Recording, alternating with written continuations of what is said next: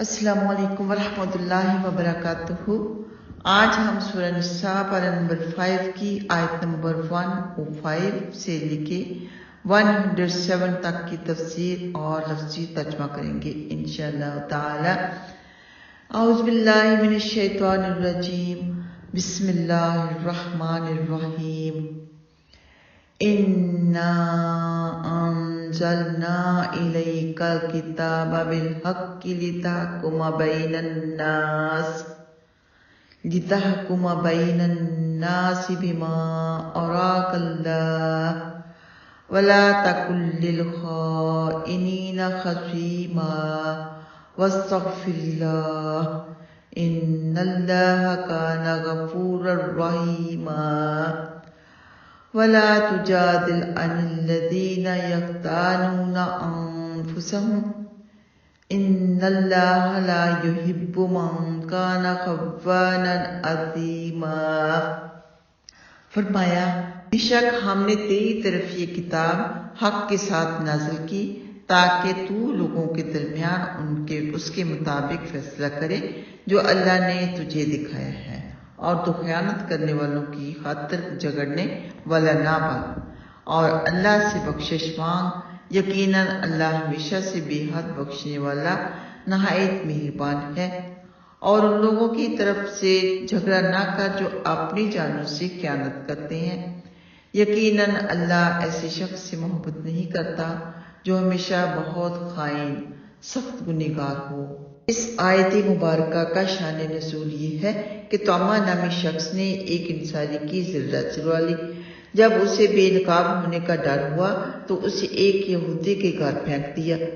یہودی نے آ کر نبی پاک صلی اللہ علیہ وآلہ وسلم کو بتایا کہ طعمہ نے میرے گھر ذرہ پھینکی ہے، تو طعمہ اور اس کا بھائی برادری کے لوگوں کے ساتھ شور مچاتے ہوئے نبی پاک صلی اللہ علیہ وآلہ وسلم کے پاس آ کے کہنے لگے، یہ یہودی جھوٹا ہے، اسی نے چوری کی ہے، قریب تھا کہ آپ یہودی کے خلاف فیصلہ دار فرما دیتے۔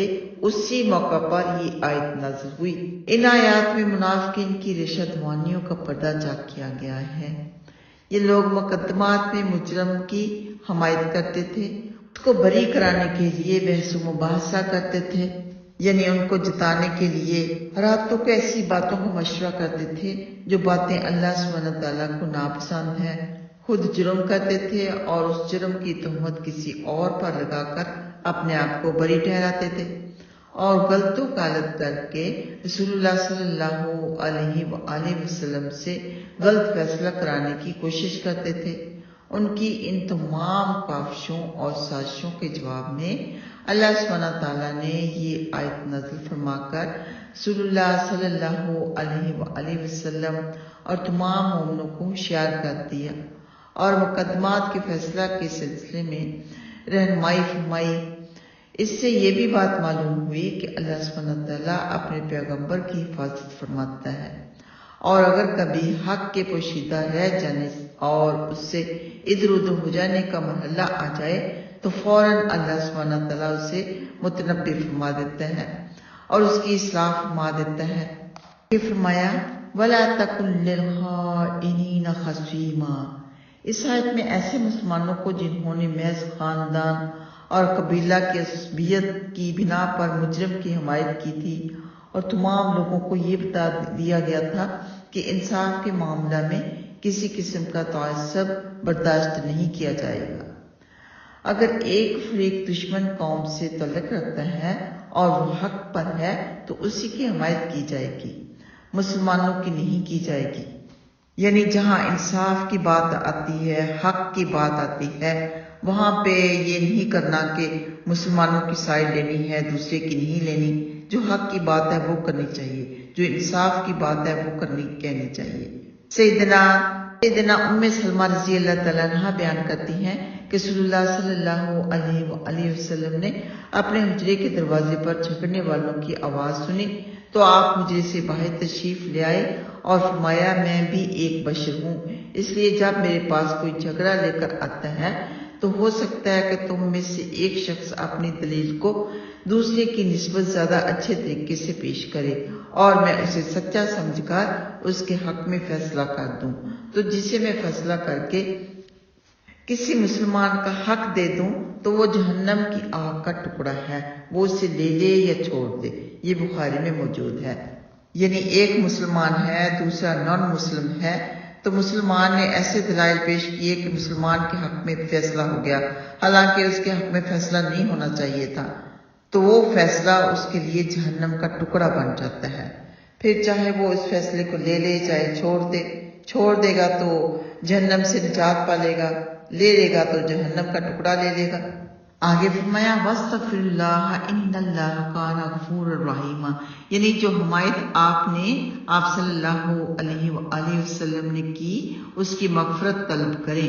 مفسرین نے ایک معنی یہ کیا ہے کہ یہ آیت وَاسْتَغْفِرِ اللَّهَ إِنَّ اللَّهَ كَانَ غَفُورًا رَحِيمًا ان گنہگاروں کے لیے ہے کہ وہ اللہ سبحانہ تعالیٰ سے معافی مانگے۔ اس سے معلوم ہوا کہ بعض اوقات قاضی ایک فریق کی جب زبانی کی وجہ سے اس کے حق میں فیصلہ دے دے تو وہ اللہ سبحانہ تعالیٰ کے ہاں صحیح نہیں ہو جائے گا، وہ فیصلہ غلط ہی رہے گا۔ اگلی آیت میں فرمایا وَلَا تُجَادِلْ عَنِ الَّذِينَ يَخْتَانُونَ أَنفُسَهُمْ، مطلب یہ ہے کہ یہ لوگ جنہوں نے دوسروں کی خیانت کی ہے، در حقیقت سب سے پہلے انہوں نے اپنی جانوں سے خیانت کی ہے، کیونکہ دوسروں سے دغا کرنے والا پہلے اپنے آپ سے دغا کرتا ہے۔ وہ غلط دلائل دے کر سچا تو بولے گا، اپنے حق میں فیصلہ تو لے لے گا، لیکن زیادہ وہ خود کا ہی بگاڑے گا، خود سے خیانت کرے گا، خود سے دغا کرے گا، خود پر ہی ظلم کرے گا، کیونکہ وہ فیصلہ اس کے لیے بہت نقصان دہ ہوگا، اس کے لیے آگ کا ٹکڑا بن جائے گا۔ اللہم لا تجعلنا منہم۔ آئیے آتے ہیں لفظ ترجمہ کی طرف۔ انا، بے شک ہم نے، تو یہاں پر اگر ان نہ ہوتا، الف نہ ہوتی تو بے شک ترجمہ ہوتا، تو ساتھ میں الف لگ گئی تو اس کا مطلب ہو گیا کہ بے شک ہم نے۔ انا، دراصل انا پلس نون زبر الف نا کا مجموعہ ہو گیا۔ تخفیف کے لیے ایک نون گرا ہوا ہے کہ اگر دو نون ہوتے پھر بھی یہی ترجمہ ہوتا، تو اس لیے ایک نون کو گرا دیا گیا، کیونکہ اس طرح بھی ترجمہ وہی بنتا ہے۔ آگے انزلنا، ہم نے نازل کی، الیک، آپ کی طرف، الکتاب، کتاب، بالحق کی حق کے ساتھ، لتحکم، تاکہ آپ فیصلہ کریں، بین الناس، لوگوں کے درمیان، بما، اس کے ذریعے جو، اراکا، دکھایا گیا آپ کو، یعنی دکھایا سمجھایا گیا آپ کو کتاب کے ذریعے سے اور وحی کے ذریعے سے۔ اللہ نے، ولا، اور نہ، تکن، آپ بنے، للخائنین، خیانت کرنے والوں کے لیے، خصیما، جھگڑا کرنے والا، کہ خیانت کرنے والوں کا ساتھ نہیں دینا۔ واستغفر، اور آپ بخشش طلب کریں، اللہ سے، ان اللہ، بے شک اللہ، کانا ہے، غفوراً، خوب بخشنے والا، رحیما، بہت مہربانی کرنے والا۔ ولا، اور نہ، تجادل، جھگڑا کریں آپ، عن الذین، ان لوگوں کی طرف سے جو، یختانون، وہ سب خیانت کرتے ہیں، انفسہم، اپنے نفسوں کی، ان، بے شک اللہ تعالیٰ، نہیں، یحب، وہ پسند کرتا، من کان، جو ہو، خوانا، بہت خیانت کرنے والا، اثیما، سخت گنہگار، کہ گنہگاروں کو، خیانت کرنے والوں کو اللہ سبحانہ تعالیٰ پسند نہیں کرتا۔ اللہم لا تجعلنا منہم۔ السلام علیکم ورحمۃ اللہ وبرکاتہ۔